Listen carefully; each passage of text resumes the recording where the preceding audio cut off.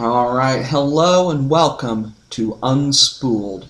Today we are reviewing a recent film, recently came out this year in 2017, Suburbicon, directed by George Clooney, partially written by the Coen brothers as well as Clooney and some other dude whose name I have already forgotten, starring Matt Damon, Julianne Moore, and Oscar Isaac in the film. So this film, it's not as bad as it's been made out to be. I'll give it that. You know, I saw the initial returns. I talked to some people about it, and they're like, okay, yeah, it's pretty bad.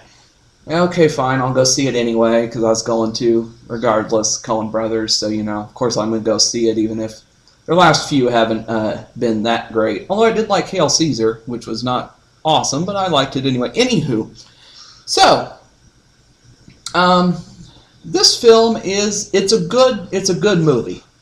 Okay, it's good. It's above average. It's not terrible. It's good. Now, my issues with it are numerous. Okay. It could have easily been a great movie if the Coens, and to an extent Clooney, focused on making one movie instead of like 3 movies.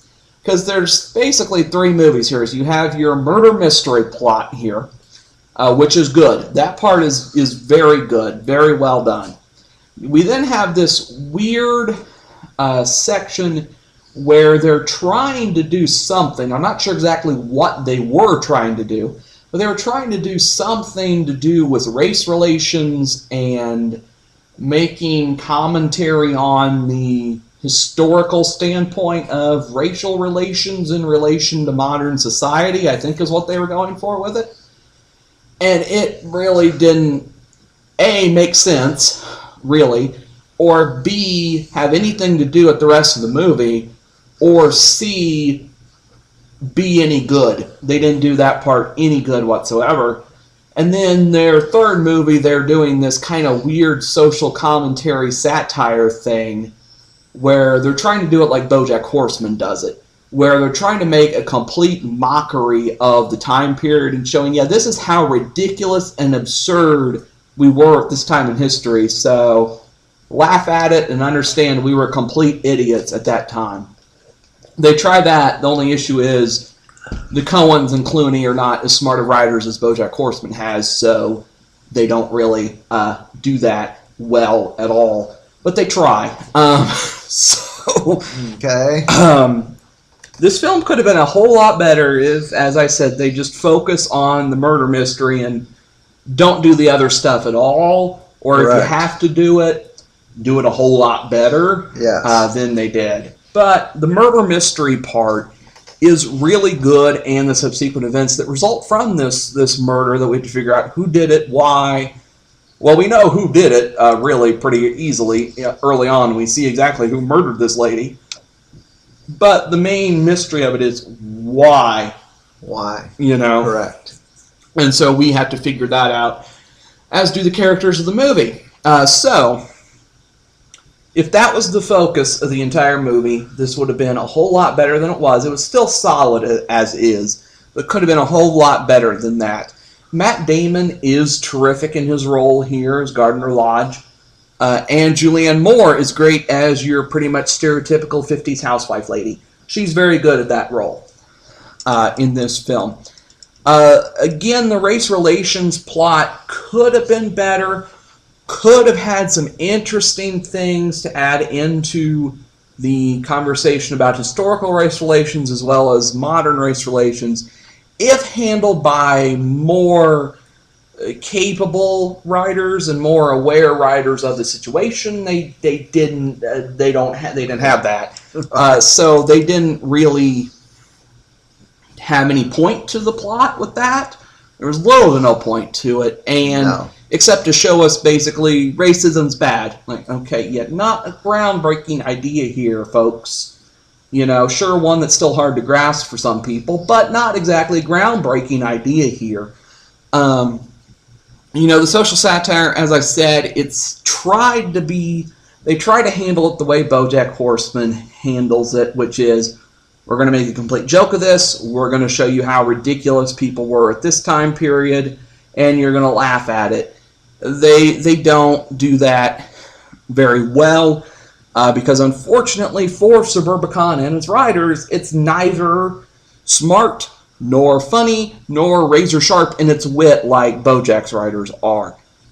Now, if this film did nothing but show us the murder plot and expand upon it for the entire film, because there is, when you get to about the middle part and you know kind of what's going on, there's some interesting stuff that could be explored for before this movie starts, where you could explore some of that and set up the motivation for what we learn here, why this was done beyond the rather flimsy reasons shown in the movie. In the movie, yes. There would be a lot more interesting stuff you could have explored if you backtrack, a year from when the movie starts. Yes. There, that could have been interesting. Do some flashbacks, yes. Yes. Or even just start there. Or start there, yes. And then have the murder be like the middle of the movie instead of the start of it. But, yes.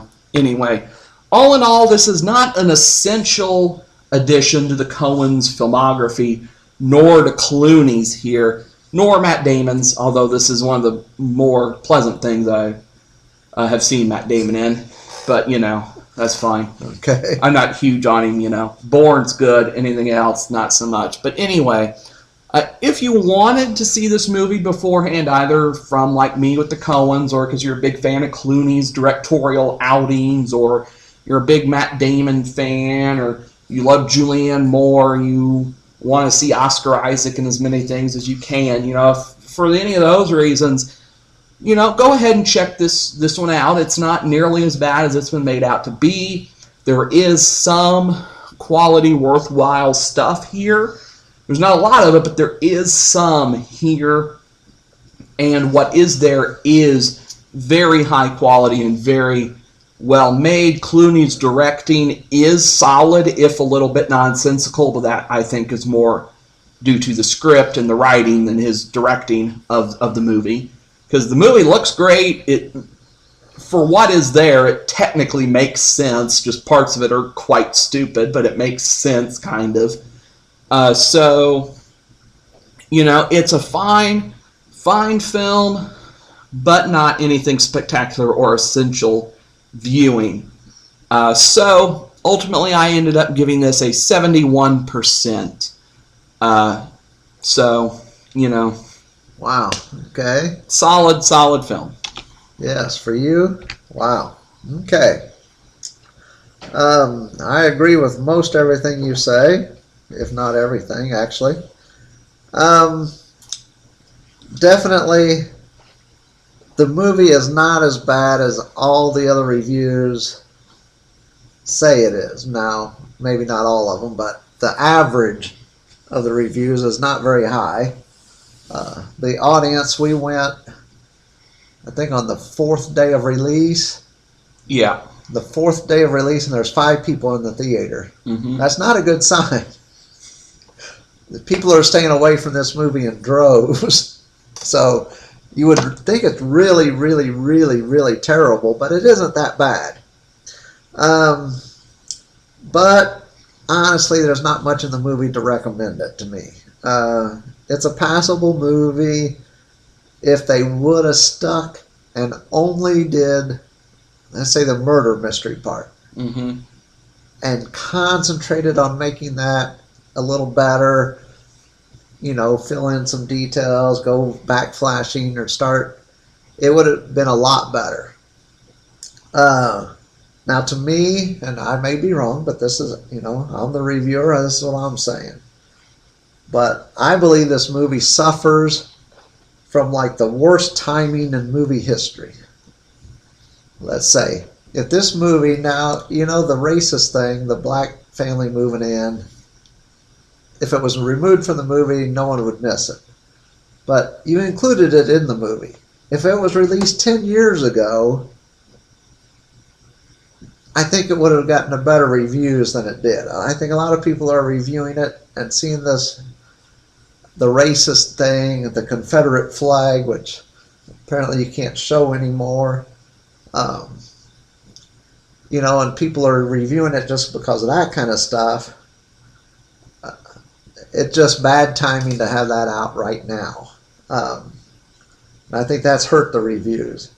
Really? Yes, I do.